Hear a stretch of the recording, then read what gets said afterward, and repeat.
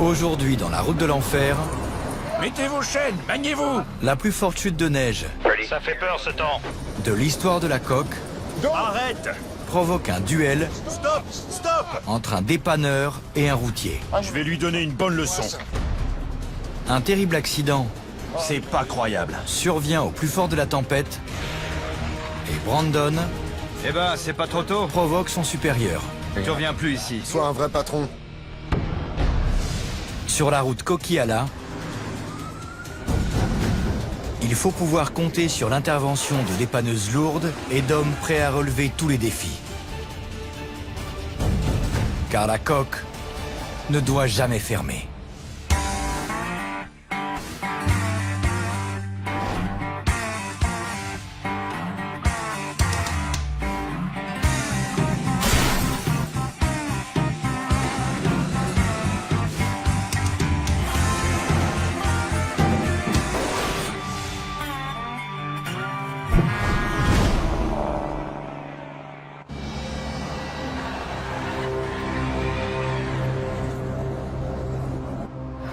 Virez-moi cet imbécile de là. Il est 2 heures du matin en Colombie-Britannique. Sur la Coquillala, les conducteurs ont les nerfs à vif et les esprits s'échauffent. Mettez vos chaînes, maniez-vous. Je vais rouler sur cette voie, il y a que là que j'ai de l'adhérence. Depuis 5 jours, de violentes tempêtes de neige se sont abattues sur la chaîne des Cascades. Les conditions de circulation sont particulièrement difficiles. Ça roule sur la coque ou bien c'est le bazar? Les gars dérapent les uns après les autres. Le panneau indique « Équipez-vous, importante chute de neige ». La neige est lourde et humide, et le risque d'avalanche est le plus élevé de l'année. Avec tous ces gens à l'arrêt, la zone d'avalanche serait bloquée en un rien de temps. On ne veut pas de ça.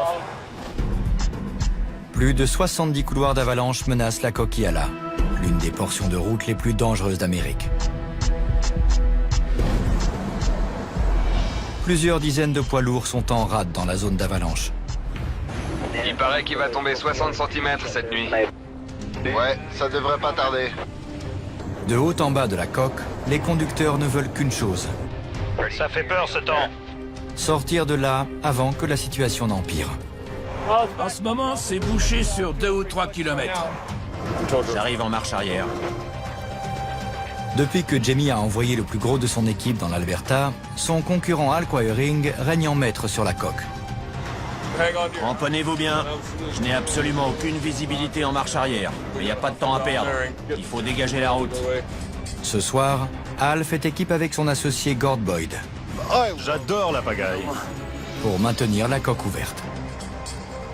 Ça les stresse quand il y a des bouchons dans la zone d'avalanche. C'est important d'intervenir vite. Al est accompagné de son fils Carrie. J'ai amené un apprenti pour une fois. C'est un chouette moment entre père et fils. Je vais arrimer le camion. Carrie participe pour la première fois à un dépannage sur la coque. Je vais apprendre à tracter un poids lourd en montagne. J'ai un bon prof.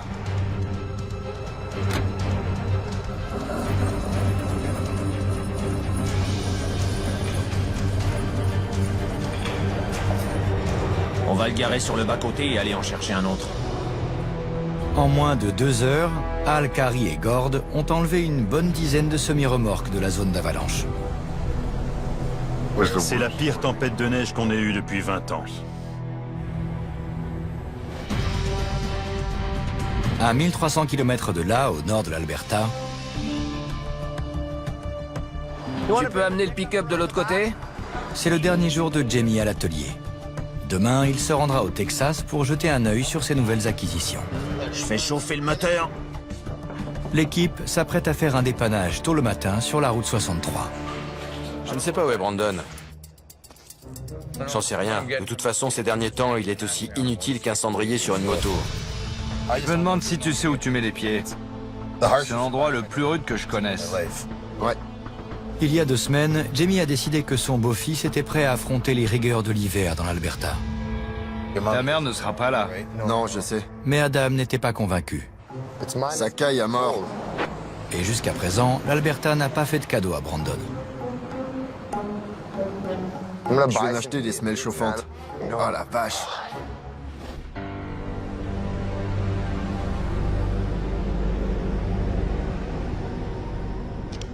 Il dort encore, il a décidé de prendre sa journée. Jamie veut lui donner sa chance, mais il n'a pas sa place ici. Il devrait être à Hope. Il y a une tempête de neige qui se prépare. Il prévoit entre 12 et 25 cm. Ça risque d'être la galère. Jamie et son équipe n'ont pas le temps d'attendre Brandon. Ça glisse, non? Je le sens. Vous voyez? Une vraie patinoire. Sur cette route, le risque est encore plus grand que sur la Coquillala. Il suffit d'une seconde d'inattention pour que tout bascule. On dirait notre camion là-bas. Il est dans le fossé à droite, mais il y a quelque chose devant. Ah, je crois que c'est la remorque. Waouh! Le poids lourd qui transportait des baies vitrées a roulé sur une plaque de verglas et fait un tour sur lui-même. Le crochet d'attelage s'est brisé et la remorque a percuté la congère. Le choc a dû être violent, hein? Suffisamment pour casser la tâche. Il y a l'autre fenêtre intacte. Tu crois qu'on peut le récupérer? Il est bien arrimé. Jamie doit sortir le tracteur et la remorque du fossé sans faire plus de dégâts. Tu commences par la remorque ou le camion? Je vais dégager celui-là. Je crois qu'on va arrimer le tracteur en premier. Mais il faut faire vite, car d'énormes poids lourds arrivent dans leur direction. T'as vu la taille de ce camion? J'ai vu.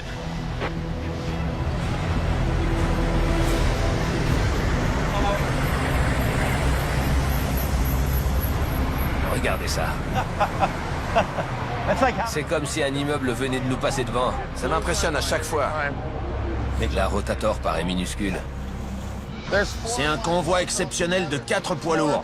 Il y en a 2 autres qui arrivent de Boyle. Ils prennent les 2 voies. Je leur ai dit que la route serait dégagée. Les convois exceptionnels, ça coûte beaucoup d'argent. Le matériel qu'ils transportent est attendu sur d'énormes chantiers. En gros, ils priment sur tout le reste. L'équipe n'a qu'un petit créneau avant l'arrivée du prochain camion. La pression était énorme. Il fallait sortir le tracteur du fossé et leur libérer le passage. Je voudrais pas me prendre ça dans la tronche. Je vais faire 2 grandes boucles. Il n'y aura plus qu'à fixer le crochet entre les deux. Ok. Je vais reculer, me garer devant et on l'arrimera. Ça te va? Ouais, comme ça, il pourra se mettre sur la voie de service. Ok. Et appeler un réparateur. Bien vu. J'aime bien quand c'est toi le patron, ça me plaît. Brandon est arrivé? Le voilà. Dépêche-toi, prends ton panneau, allez! La route est bloquée? Ouais. Ok, je tracte. C'est parti. J'espère qu'ils savent qu'on est en route. Moi, je m'arrête pas. Et il y a la fin du convoi qui approche. Un des camions arrive, il faut dégager la chaussée. Le voilà. C'est bon, ouais, par là. Allez jusqu'à la voie de service. Le pneu est lacéré. Il faut que je le laisse passer.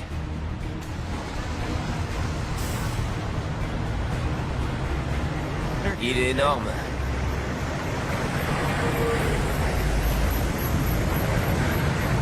Il ralentit même pas. On voit pas ça sur la Coquillala. Maintenant que le camion est en lieu sûr, il reste encore à déblayer la remorque remplie de verres brisés. Fais gaffe, patron. Il neige à gros flocons du côté d'Othello. La vache, c'est un sacré blizzard. Pour l'instant, j'ai aucune visibilité. En Colombie-Britannique, la pire tempête de neige de l'histoire de la Coquillala fait toujours rage en altitude. C'est moche, moche, très moche. Le routier Sheldon German emprunte la coque presque tous les jours. Il a rarement vu des conditions météo aussi mauvaises. Saleté de neige fondue. Ça me fait déraper. Tant bien que mal, Sheldon tente de gravir la coque pour aller chercher un chargement de bois. Quand vous arriverez au sommet en direction du sud, faites vraiment gaffe.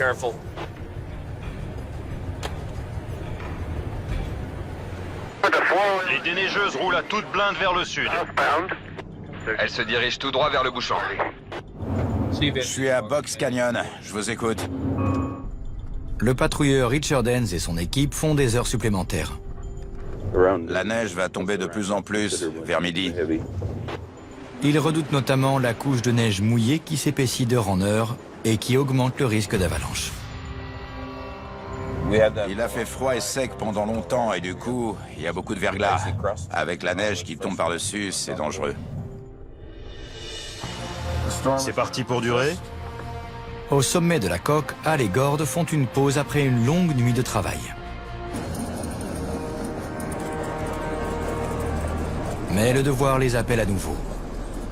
Cette fois, il s'agit de 2 semi-remorques en portefeuille qui bloquent une des neigeuses. Un des chauffeurs prétend ne pas avoir besoin d'être remorqué. Ok, je vais demander à Hal ou Gord de le raisonner.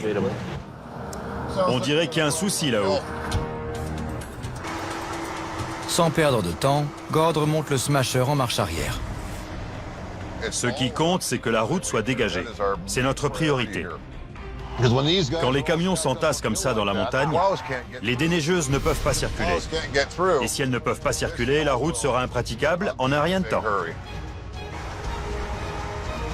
Je suis là à la demande du gouvernement pour maintenir la route ouverte.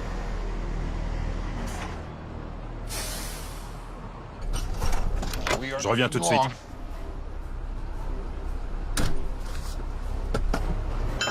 Il veut pas être remorqué, Gord. Comment ça, il veut pas être remorqué? C'est ce qu'il m'a dit. Oh mon vieux, tu vas tout casser, doucement. Qu'est-ce que tu fous? Arrête! Stop! Stop! Stop! Ça marche pas, tu t'enfonces encore plus! Arrête! C'est le b.a.-ba! Qu'est-ce que tu fous? Tu vas abîmer l'arbre de commande et rentrer dans le camion de derrière. En plus, tu bloques la route. Tu veux jouer au héros, hein? Je rêve. Tu vas bouger de là, que tu le veuilles ou non. Non seulement je vais te remorquer... Fais pas ça! Quoi? Je te l'interdis! Je m'en fous!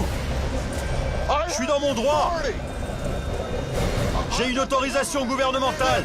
J'ai le droit de te remorquer!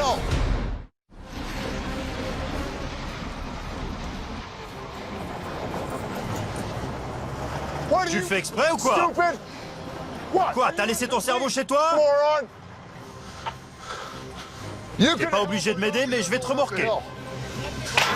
Tu bloques la route. Je refuse de payer. Je m'en tape du fric. Ferme-la et mets-toi au volant. Je dois te remorquer. C'est pas vrai. Si, c'est vrai. Tout ce qui t'inquiète, c'est combien ça va te coûter. Je vais lui donner une bonne leçon à celui-là. Bon, que la fête commence. Mon camion pourrait tracter un train de marchandises. Je vais le virer de là, que ça lui plaise ou non.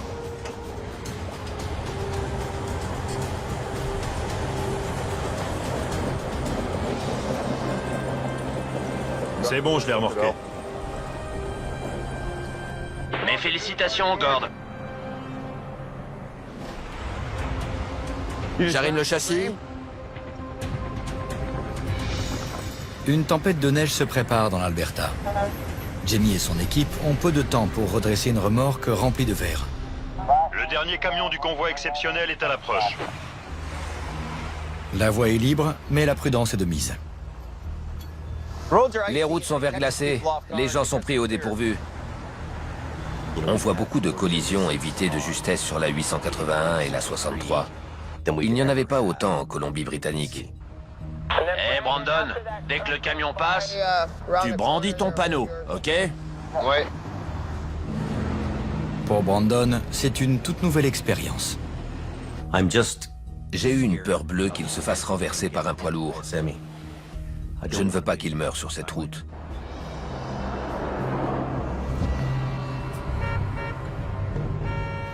Pousse-toi! Fais gaffe! C'est notre pick-up. Ils l'ont touché? Affirmatif.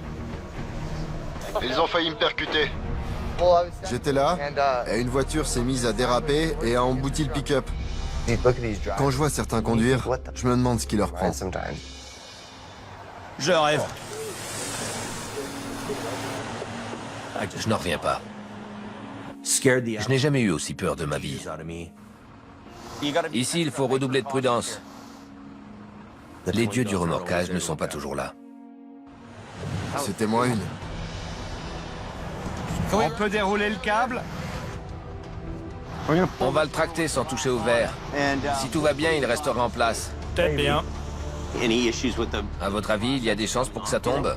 Ah ouais. Vous croyez? Ouais. Il faut redresser la remorque en douceur.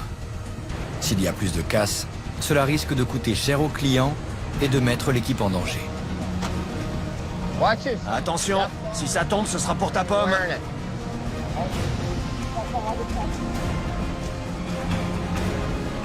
Et voilà. Les doigts dans le nez. Joli. Certaines sont cassées. Mais pas tant que ça. Le poids lourd se remet en route, pile avant le début de la tempête.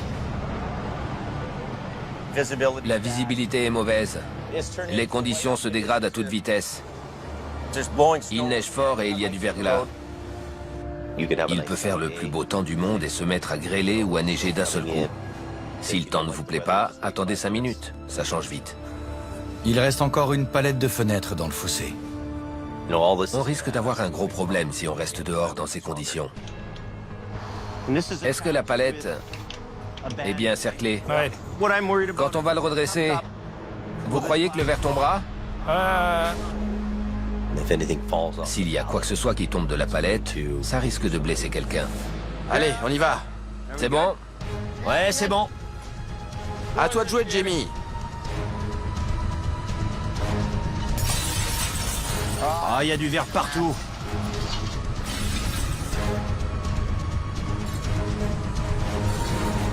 Je veux pas y toucher. Mes mains, j'y tiens. Recule au cas où. 60 cm. 30. Stop, stop. Je la pose. Ok. Attends, laisse passer Colin. On y va.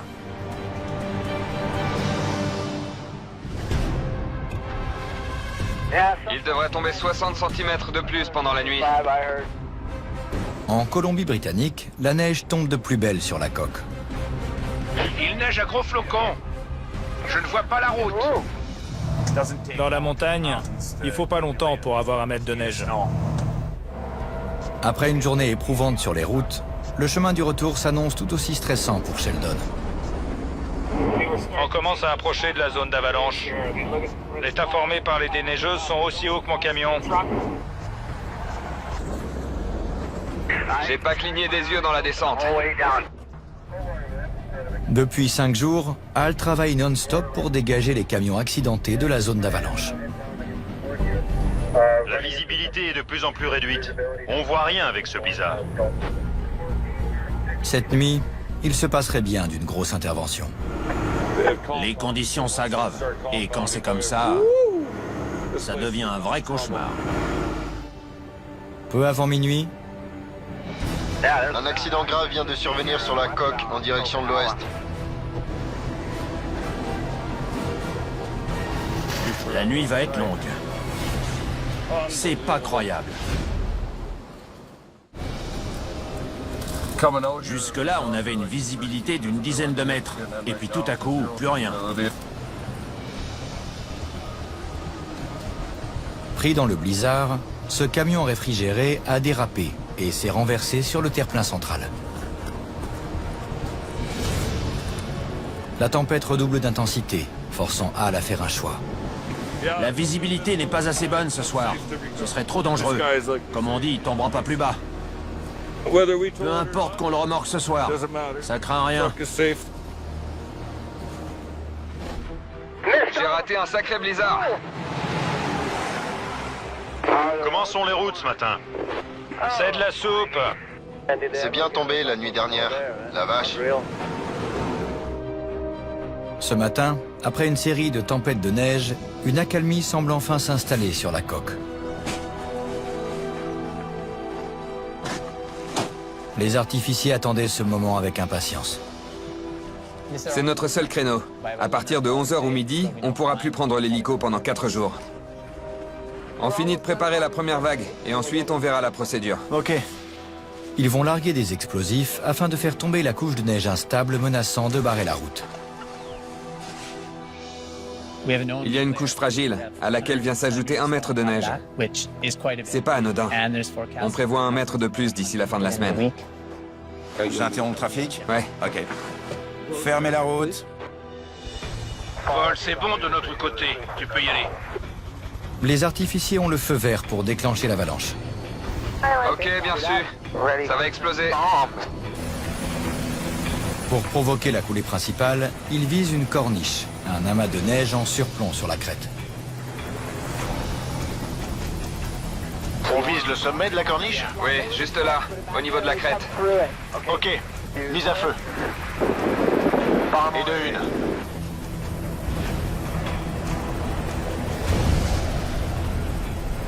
Et de deux. Et voilà, super.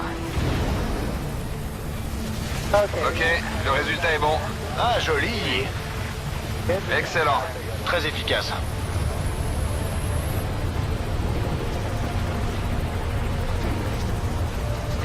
C'est une belle coulée, non? Ouais. C'est un très bon résultat. Nickel. C'est ce qu'on voulait. Avant que la circulation ne soit rétablie, les artificiers se dirigent vers le sommet. Ça, c'est une grosse corniche. Ouais, tu l'as dit. Mise à feu. Chaud devant. Oh non, elle est restée coincée. J'y crois pas. C'est pas vrai. On n'arrivera à rien avec nos explosifs, Paul.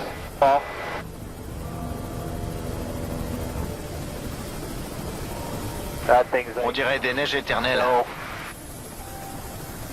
Les artificiers ont fait de leur mieux. Ils sont contraints d'arrêter pour aujourd'hui, mais surveilleront les montagnes de près. Cette corniche m'inquiète. Surtout avec toute la neige prévue pour aujourd'hui et demain.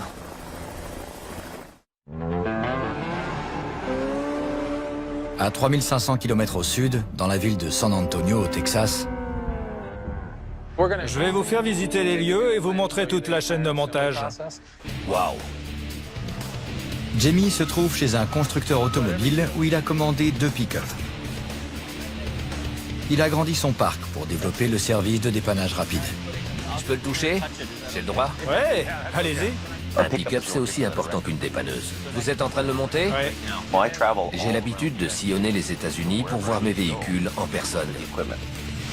On s'en sert pour réguler le trafic, livrer du carburant et un peu tout. Ok.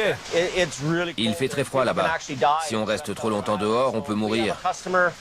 Si pour une raison ou une autre un client attend au bord de la route, on passe le prendre en voiture. Je le touche en avant-première. Je veux savoir à quoi mes pick-up ressemblent et comment ils sont construits. Une fois que le moteur, les essieux et le châssis sont en place, on fait descendre la carrosserie et ensuite on la fixe au châssis. Ok, c'est dingue. Ouais, regardez. Waouh! Un pick-up assemblé sous mes yeux. Magnifique. Et voilà. Et le rouge, c'est pour bientôt? Je trouve ça vraiment cool. En Colombie-Britannique, le camion Cal a découvert pendant la nuit est toujours dans le fossé. Le tracteur et la remorque sont sur le flanc. Mais il est trop occupé pour se charger d'une mission aussi délicate. Ça me dérange pas de passer mon tour. Je m'en remettrai. C'est le dépannage idéal pour Jamie. Et puisqu'il est en déplacement, c'est un autre Davis qui s'en charge. Il est pas là, il est au Texas. Mon frère Jason est travailleur. C'est quelqu'un de très minutieux. D'accord, il a moins de charme que moi, mais c'est un type bien. C'est pas tous les jours que je peux battre Jamie sur son propre terrain. Il nous aurait sûrement coupé l'herbe sous le pied. Les deux frères avaient une société de dépannage en banlieue de Vancouver, avant que Jamie ne s'installe à Roux. C'est ta cousine. Avec leur rotateur assorti, Jamie et Jason ont déjà accompli des miracles sur les routes. Ça risque d'être un peu juste, Jamie. Attends, attends. Jason n'a pas l'habitude de ce genre d'intervention. L'épave n'est pas en bord de route, mais en contrebas d'une congère. Waouh, c'est à pic. Là où je vis, sur la côte, c'est rare de voir des accidents aussi graves. Il faut prévoir le matériel et la main-d'œuvre en conséquence. Je prends quoi comme sangle? Heureusement, il a pensé à amener des renforts. Celle qui est à l'arrière de la remorque. Ma fille Mathia a 16 ans. Mais elle porte les chaînes et le matériel comme n'importe lequel d'entre nous. Accroche-la où tu peux. Ok. J'ai toujours été un garçon manqué. Je suis casse-cou. Je me suis déjà ouvert l'arcade sourcilière, cassé la clavicule. Je n'imagine pas ma vie autrement. Un gros bébé de 22 tonnes. Wow. Le chargement s'est déplacé contre la paroi de la remorque. Si c'est trop lourd, ça risque de lâcher. Jason aimerait décharger la cargaison de produits surgelés, mais le client n'est pas de cet avis. Il tient à ce qu'on le redresse sans toucher au chargement. Cette solution comporte le risque d'endommager la remorque. Il est trop loin de la route. Jason décide d'appeler son grand frère. On a une pente à 15 ou 18%. Le fossé est presque à la verticale. Si je tire, la paroi risque de lâcher. C'est pas très solide. Et tout le chargement tombera par terre. Il y a 70% de chances pour que ça ne marche pas. On a convenu que le seul moyen d'extraire le camion du fossé, c'était avec une grue. Une grue de 75 tonnes, dotée d'un bras de 40 mètres de long. Même avec une rotator et une deuxième remorqueuse, on ne pourrait pas le redresser. Et encore moins le sortir de là. La grue, tu veux que je la gare où? Jason et le grutier doivent trouver le meilleur endroit pour intervenir. Tu seras obligé de prendre toute la voie. Ils seront à l'étroit, car les patrouilleurs refusent que Jason ferme les deux voies. Avec le risque d'avalanche, il serait imprudent qu'un embouteillage se forme dans la montagne. T'es obligé de mettre le stabilisateur côté route? Je peux le sortir à moitié? Il y a un poids lourd qui approche. Il y a juste assez de place pour les stabilisateurs. Mais il y a un hic. Ça empiète de l'autre côté. Le contrepoids de la grue dépasse de plus de 4 mètres de la cabine. Si on tourne à 90 degrés, il faudra fermer la deuxième voie. On va voir ce qu'on peut faire. La grue doit atteindre l'épave sans que le contrepoids empiète sur la deuxième voie.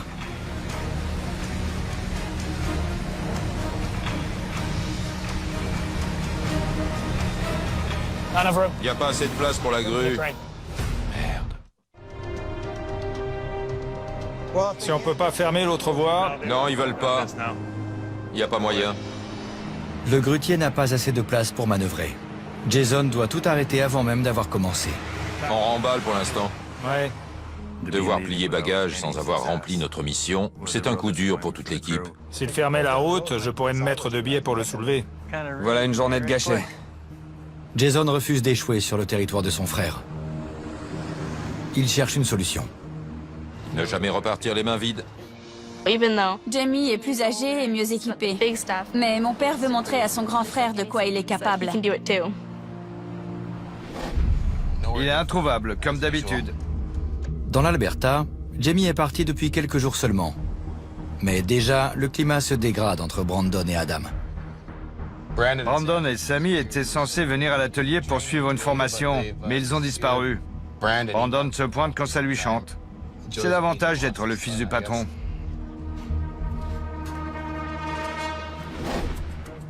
Il fait froid, la vache. Les signaleurs n'ont pas beaucoup de temps libre. Ça fait un bail que je suis pas monté sur la glace.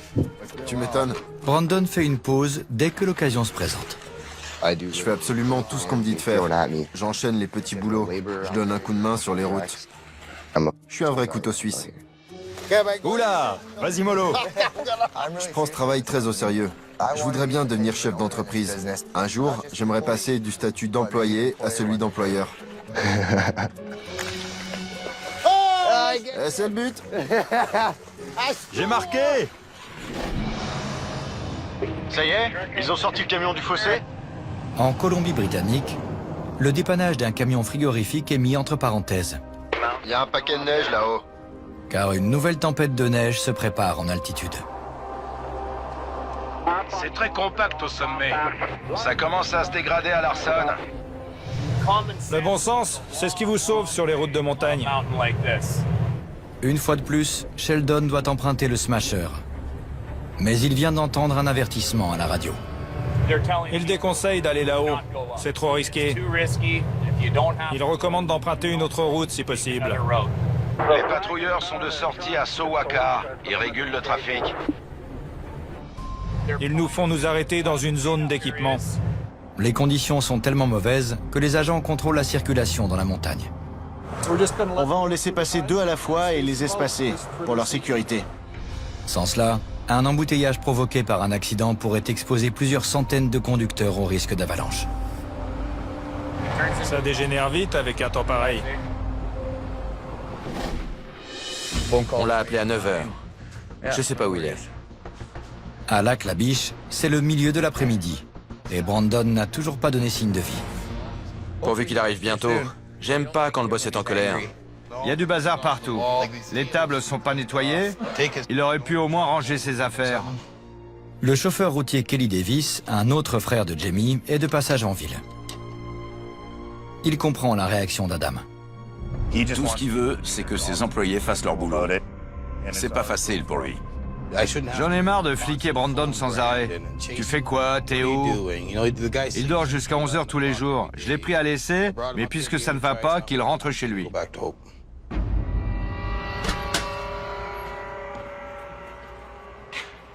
Eh ben, c'est pas trop tôt. Tu nous as donné notre lundi, non? T'as gardé le pick-up de la boîte? Ouais. Quand vous bossez pas, le pick-up doit être garé ici. On était de garde. À partir d'aujourd'hui, le pick-up reste ici. Trouvez-vous un autre véhicule. Pourquoi il doit rester ici? Parce que c'est le véhicule du patrouilleur en chef. Ouais, bien sûr, c'est ça. Tu bosses là depuis 10 ans? C'est fini, mon gars. Tu reviens plus ici. Si, je reviens. Pas question. Tu verras. Non. Tu sais qui ne devrait pas revenir? Ceux qui n'en foutent pas une. Tais-toi. Tu te lèves jamais avant 11h. Tu rigoles? À chaque fois que vous m'appelez pour venir bosser, je suis venu. À chaque fois. Je refuse que tu reviennes. Tu n'écoutes rien. Si, j'écoute, désolé. Non, c'est pas vrai. Si, c'est vrai. Ici, c'est moi le patron. Non, t'es pas professionnel. Si. Je trouve pas. Regarde-toi. Tu sors pas du lit avant 11h du matin, tu n'écoutes rien. Mais qu'est-ce que tu racontes? Tu freines des 4 fers dès qu'on veut t'apprendre un truc. Je rêve. Demande à qui tu veux, tout le monde est content de moi. T'étais censé arriver à 10h. Tu m'as pas donné d'heure. Si, je te l'ai dit hier soir. Tu reviens pas ici, c'est fini pour toi. Si, je reviens. Non. C'est hors de question. Quand je suis arrivé, tu m'as dit que j'étais en retard. Comment je peux être en retard si tu m'as pas donné d'heure? Je savais pas à quelle heure j'étais censé arriver. C'est absurde. Je fais du bon boulot, tout le monde te le dira. Tout le monde. Ouais, je sais. Je me débrouille bien. Ouais, tu débrouilles très bien. Tu sais quoi? Si tu veux être un vrai patron, agis comme tel. Écoute-moi bien. Écoute-moi bien. Arrête, ça suffit maintenant. Dégage, t'avises pas de me bousculer. Arrête. Je te défends de me toucher. Alors le touche pas non plus. Toi, hors de ma vue. Je veux juste éviter que ça dégénère. J'aime pas ça. Pas du tout. Point barre. Allez, on se casse.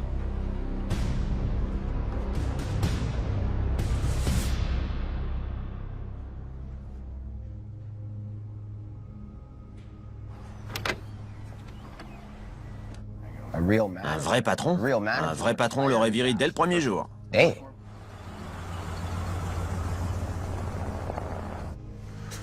Je voulais pas t'énerver. J'ai besoin d'être seul, merci. Je sais, je veux juste te serrer la main. Ça va. Ok. Merci, c'est gentil.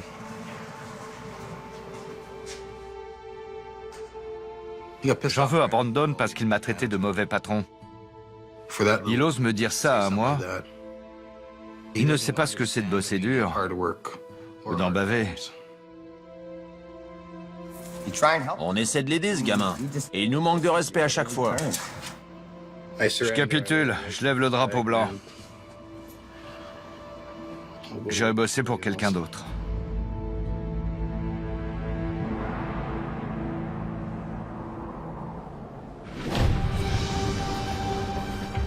Tu l'as accroché où? Juste là. Au milieu? Oui. Peu après minuit, en Colombie-Britannique, le frère cadet de Jamie, Jason Davis, va tenter de finir l'intervention qu'il avait été contraint d'interrompre. On va travailler de nuit pour avoir plus de temps devant nous. Les patrouilleurs ont fermé une voie. On va en profiter, comme ça la grue aura plus de place pour manœuvrer. Après l'échec de la veille, Jason est plus résolu que jamais. Je l'ai eu au téléphone ce soir-là pour parler du dépannage. Il était déprimé. Il avait le moral dans les chaussettes. Il s'en voulait d'avoir mal géré la situation. J'ai pas beaucoup de temps. De grosses chutes de neige sont prévues dans la nuit. Jason et Mathias se mettent au travail sans tarder. Je peux grimper dessus si tu veux. Où ça? Là-haut, à l'avant. Vas-y. Mais fais attention, ça glisse. Ouais. Elle n'a peur de rien, ma fille. Je fais 1m50 et j'ai de la neige jusqu'au cou. Mais on s'y habitue. C'est bon, tu peux tirer. Du moment que le crochet tient, ça va. Ouais, je veux juste vérifier. Bon, sois prudente. Jason fait un essai de remorquage et décèle tout de suite un problème. Ça risque d'abîmer la remorque comme ça. Ça va la cabosser, perforer la paroi et la fragiliser. C'est de l'aluminium, c'est tellement fin qu'en tirant sur la sangle, je risque de couper la remorque en deux. Moi, je l'aurais déchargé. Mais le client n'est pas d'accord. Tout ce qu'il reste à faire, c'est de lui dire que le taux de réussite sera très faible. Jason compte arrimer plusieurs sangles à la grue afin de mieux répartir le poids. La grue soulèvera le camion tandis que la rotator le ramènera vers la route. Le grutier va hisser le poids lourd et ensuite on tirera. On va glisser les sangles par-dessous et sur le toit pour pouvoir le redresser. Quelle galère, je vous jure. Tends le bras et essaie d'atteindre le fond. Il faut atteindre le fond de la remorque. J'ai de la neige plein le visage. Tu t'en remettras. La vache, il me faudrait des raquettes. Il est minuit et demi. Le reste de l'équipe rejoint Jason. Je vais tirer un peu dessus pour voir si ça permet de glisser une autre sangle par-dessous. Avec sa rotator, Jason tracte le camion pour faire un peu de place entre la remorque et la congère. Le plus tôt sera le mieux, ok? Je m'en doute. Je vois rien. Taylor et Wayne, on y est presque. Bon, on n'attend plus que la grue. À 1h du matin, le véhicule qui garantira peut-être le succès de l'intervention arrive enfin. Recule, Mathia. Maintenant, le grutier va se garer derrière moi. On va ajouter quelques sangles pour soutenir le poids. Oui, bien à plat. C'est ça, bravo. Les sangles sont presque au milieu. C'est là que tu veux que je l'arrime? Tout le poids est là. Tu veux que je le soulève où? Pile au milieu, si tu peux. Je vais me mettre en place et te dire ce qui est faisable, mais c'est loin. Il y a quoi, une vingtaine de mètres? Plus le bras de grue est déployé, et plus la capacité de levage est faible. Je vais interrompre la circulation, ok? Stop! C'est parti. Ça y est, Ralph, la route est fermée. À toi de jouer.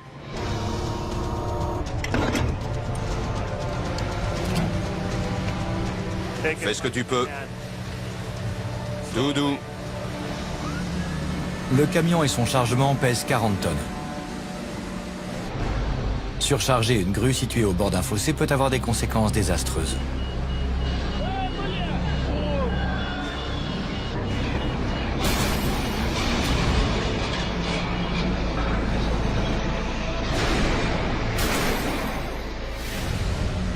Vas-y doucement, Ralph, tout doucement. Si j'exerce une traction horizontale trop forte sur la grue, je vais déraper. Je sais. Il est 1h30 du matin. Le temps presse pour Jason, le frère de Jamie, qui est en train de récupérer un semi-remorque renversé dans le fossé. Vas-y doucement, Ralph, tout doucement. Attends. T'es en surcharge, là? Je suis à 27. Le maximum, c'est 22.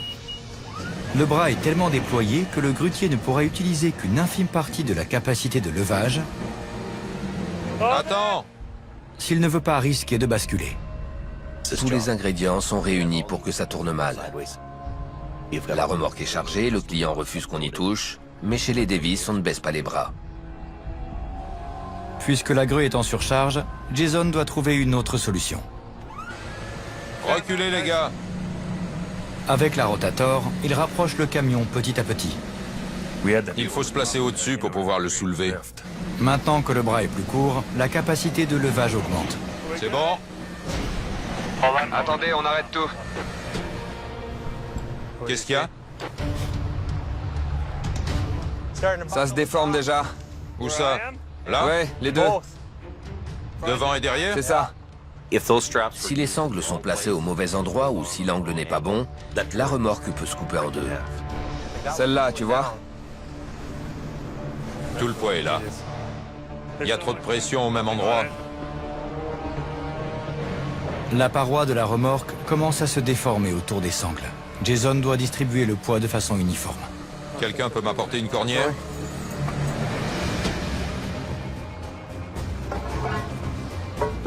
Une cornière en aluminium permet de mieux répartir le poids qui pèse sur les sangles. Au lieu de se concentrer sur 15 cm, la pression est répartie sur 1,20 m. Il ne fait pas bon rester là-dessous. Pas trop, non. Lorsqu'un véhicule est suspendu dans les airs et qu'il faut passer en dessous pour l'arrimer, c'est toujours l'étape la plus dangereuse d'un dépannage. C'est bon pour les cornières? Oui, ça y est. Allez-y tout doux. Tout doux avec le câble. C'est bon, on va remonter avant qu'il ne le soulève encore plus. Allez, c'est parti. Celui-là, il revient de loin. Continue. C'est bon. Le camion est presque redressé. L'équipe doit maintenant le sortir du fossé avant que la paroi ne cède. Extraire le véhicule et le déposer sur la route, c'est encore une autre histoire. Tu vas le prendre de ce côté-là et tirer aussi fort que possible pour le rapprocher de la congère. On le récupérera avec l'autre remorqueuse. L'équipe de Jason arrime une dépanneuse de 50 tonnes à l'essieu avant pour permettre de hisser le camion. Il faut que ça tienne jusqu'à ce qu'on ait récupéré le tracteur. Ça passe ou ça casse.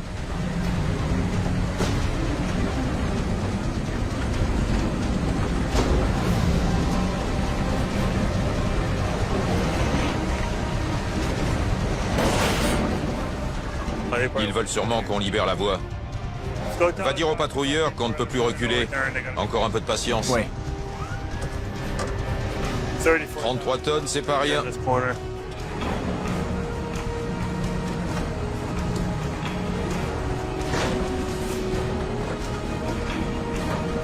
Ça y est, je l'ai. On a réussi, ça c'est une bonne chose. Il n'y a plus qu'à rétablir le trafic. Ah, c'est une belle réussite, les gars. Allez-y. Merci. Désolé du retard. J'ai déjà fait des dépannages de ce genre, c'est galère. Dire que je suis déçu d'avoir manqué ça, ce serait mentir. Désolé, frangin. La remorque a tenu bon, le chargement est intact, on a bien géré. Comme sur des roulettes. Je suis fière. Je savais qu'il en était capable. Il n'a pas besoin de son frère. Comme dirait Jamie, c'est l'heure de l'apéro. Jason avait une pression énorme, étant donné les conditions dans lesquelles il a dû bosser. Mais chez les Davis, on est coriace. On s'accroche coûte que coûte.